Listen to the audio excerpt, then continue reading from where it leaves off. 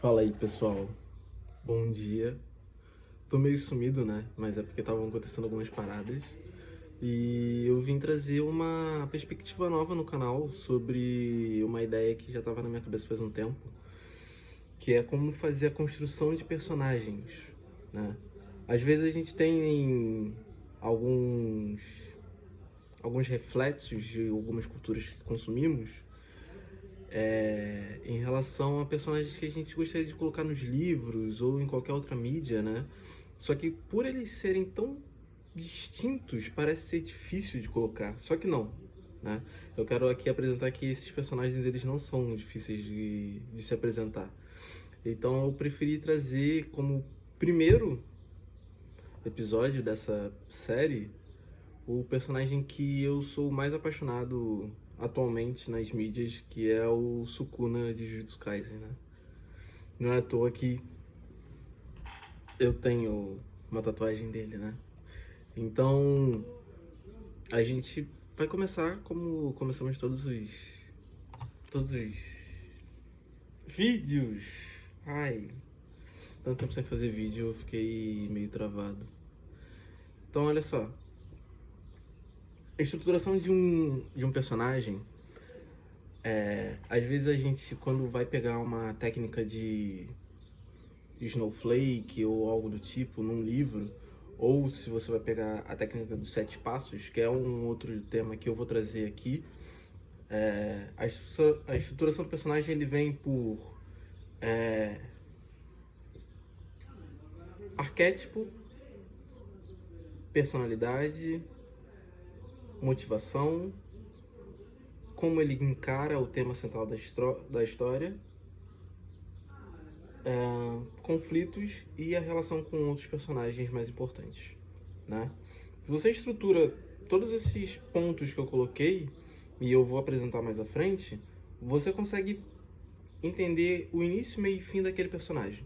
É por isso que a estruturação de 7 passos é uma estruturação que a gente chama de teia, né? Que ao invés de você criar uma história linear, você consegue construir uma história onde tudo se desenvolve. Você consegue fazer com que o personagem A vai até do ponto 1 até o ponto 10, né?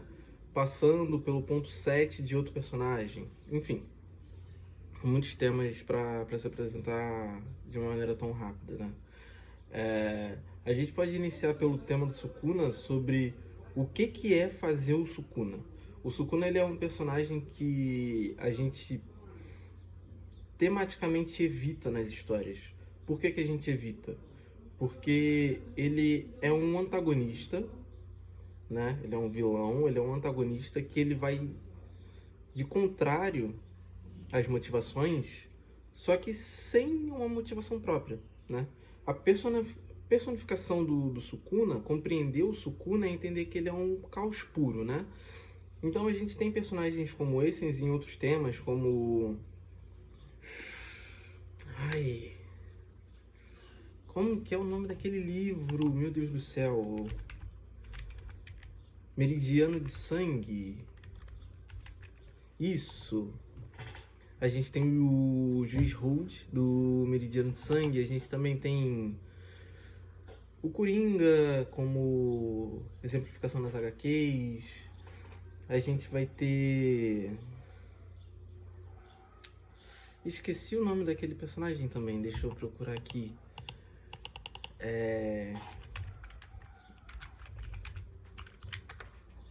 O assassino daquele filme de Onde os Fracos Não Têm Vez. Também é um filme muito legal. A gente tem esses personagens que a motivação deles não é convincente, sabe? E nem é pra ser. Não tem uma exemplificação de o porquê ser, né? O objetivo desse personagem é personalizar aquilo que o protagonista e que o grupo de protagonistas não conseguem ter controle, né? E é isso que vai fazer com que ele seja tão ruidoso na história, porque sempre que ele aparece exige do escritor, mas exige também do leitor uma certa imprevisibilidade. Você não sabe o que ele vai fazer, você não sabe qual o impacto que ele vai dar, E o interessante, né, o que dá esse ânimo é que ele vai causar um impacto normalmente muito maior do que você imagina, né? Então,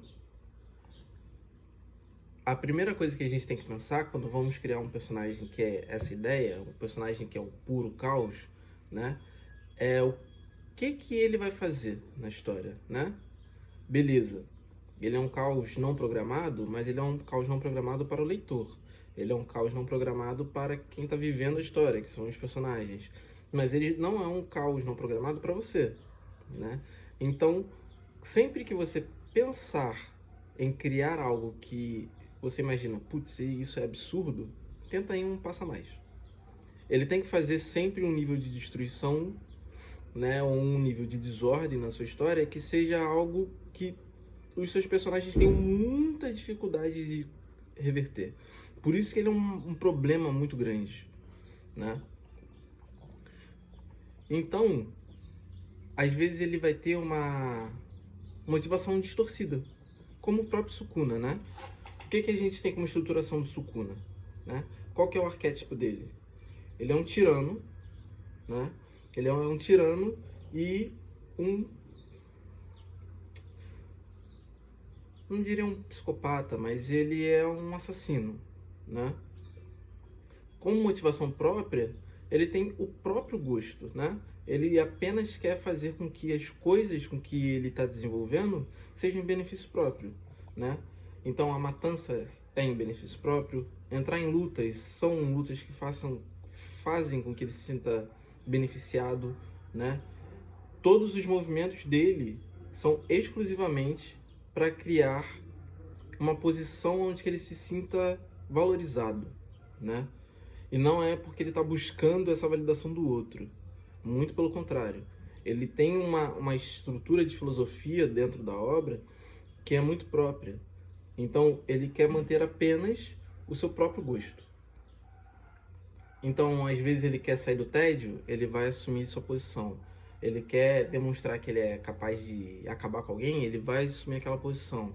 Ele quer fazer algum contrato, algo do tipo, ele vai assumir aquela posição. Ele vê que as coisas estão dando muito ruim, ele não vai assumir posição nenhuma, porque ele não está ali para salvar ninguém. Ele quer que todo mundo, pelo perdão da fala, todo mundo se exploda, né? Mas ainda assim ele é um personagem que, por um nível de posicionamento filosófico, né? E esse é um ponto muito específico. Quando esse tipo de personagem aparecer, ele é um personagem. Ele é um personagem um pouquinho mais voltado, se a gente continuar na ideia do Jujutsu Kaisen, para uma ideia do Mahito. Só que o Mahito, ele tem um objetivo, né? Ele gosta ali da destruição, mas ele é intencional a uma destruição psicológica do Itadori. Ele tem uma certa raiva com o Itadori, né? O Sukuna não. O Sukuna, ele rejeita o Itadori pela ideia de fraqueza, né? Mas ele não o olha, ele não consegue olhá-lo, porque ele está um patamar muito acima para vislumbrar, né? O Mahito não, ele tenta fazer uma contraposição, mas numa ideia de desgraça pela relação da desordem por desordem, né? Então, esse personagem, ele precisa ter poucas aparições, ao mesmo tempo que as aparições dele sejam cruciais. Porque se ele for aparecendo a todo momento, você tem que colocar muitas falas nele. E se esse personagem ele tiver que se explicar demais, ou se ele tiver que conversar demais, esse personagem ele vai começar a perder a intensidade da desordem que ele causa, sabe? Então, voltando, como a gente estrutura ele? Ele sempre tem que se apresentar como um personagem que seja violento, tirano, egocêntrico, né? As motivações dele são próprias. Você que vai criar quais são as motivações do teu personagem, né? Seja por uma certa fama, dinheiro, seja por prazeres, né? Seja pela violência, ou por uma busca de um ideal, né, que só para ele é válido, né? Não necessariamente é válido para qualquer outra pessoa e ele nem está interessado nisso. Terceira estruturação, como que ele reage com o mundo? O que o mundo fez para ele se moldar assim, né? O mundo busca dinheiro e ele é uma exemplificação disso, né?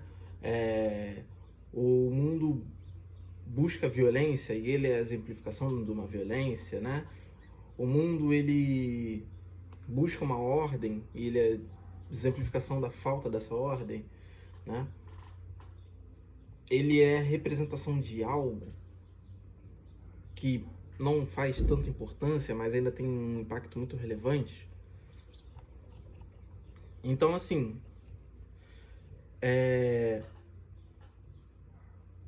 você vai fazer esse personagem que ele nunca consegue ser compreendido pelo herói, pelo protagonista.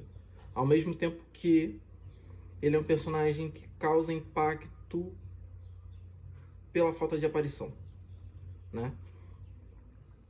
Então ele nunca é um antagonista diretamente em si pelas motivações do protagonista, mas ele é um antagonista porque ele não consegue deixar o protagonista em paz, né? A existência dele revela distorção. Então você vai criar um primeiro arco ali voltado a uma pequena quantidade de aparições, mas aparições desastrosas, né? Um segundo arco tem que ser bem pior por uma relação de falta de controle, sabe? Uma relação onde que você sente que aquele personagem, aquele antagonista que você está criando, que é a personificação do caos, conseguiu colocar caos em tudo, né? No primeiro arco você mostra o mundo, no segundo momento você está mostrando que o mundo é dele, né? Que é a visão do seu protagonista. Isso é interessante você começar a interpretar. A visão do seu protagonista, ela tem que começar a se perder, não fazer sentido para o leitor, porque do que adianta o que o protagonista está falando, ou a forma que ele está agindo, se não está dando nada certo. E aí, num terceiro momento, né, se a gente for fazer uma estruturação de 3 arcos, num terceiro momento é a aceitação dessa visão antagônica ao protagonista pelo protagonista, mais a rejeição dela, né? E é isso que faz com que o caos se perca, né? Você pode criar personagens que eles vão ainda assim sobrepor o protagonista, ou enfim. Mas se a ideia geral é com que o seu protagonista ele consiga sobressair em cima desses personagens, é você fazer com que aquilo que aquele personagem se baseia pela desordem seja quebrado, sabe? Uma ideia em relação a olhar os fracos, como o Sukuna mesmo pensa, né? Foi a quantidade inevitável de fraqueza e persistência que o Itadori representou durante toda a história que faz com que o Sukuna o olhe de uma maneira diferente, né? Assim como você vai ter em outras temáticas, a ideia de você apresentar muita loucura social e é a humanidade em um momento em específico que faz com que o personagem que está tentando apresentar essa loucura caia em insanidade. Como pode eles não estarem representando a loucura ou a violência que eu estou tentando personificar, né? Então, de uma maneira bem rápida, faça com que o seu personagem, com que o seu vilão, o seu antagonista, ele sempre crie algo pior do que você imaginou. Criou uma estruturação de cena, pensa em algo mais trágico do que aquilo dali. É aquilo que você vai fazer.